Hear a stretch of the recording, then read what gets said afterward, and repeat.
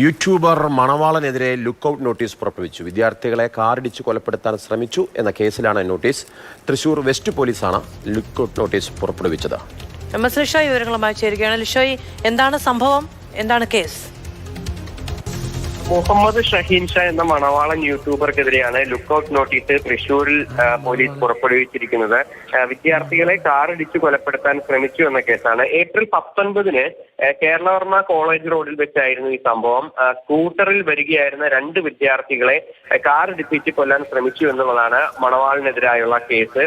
സംഭവത്തിന് ശേഷം ഇയാൾ ഒളിവിൽ പോയി.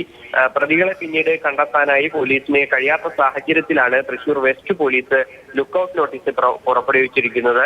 കേരളവർമ്മ കോളേജിൽ വെച്ചുണ്ടായ ഒരു തർക്കത്തെ തുടർന്നാണ് ഈ മണവാളൻ എന്ന് പറയുന്ന യൂട്യൂബർ ഇയാളുടെ നേതൃത്വത്തിൽ ഒരു 10 അംഗ സംഘം ഈ സ്കൂട്ടറിൽ വരികയായിരുന്ന വിദ്യാർത്ഥികൾക്ക് നേരെ ആക്രമണം നടത്തിയത്. സ്കൂട്ടറിൽ സഞ്ചരിച്ചുകൊണ്ടിരുന്ന മണ്ണുത്തി സ്വദേശി ഗൗതം കൃഷ്ണയെ കൊലപ്പെടുത്തണമെന്ന ഉദ്ദേശത്തോടുകൂടി ആക്രമിച്ചുകൊണ്ട് കാർ ഇടിക്കുകയായിരുന്നു.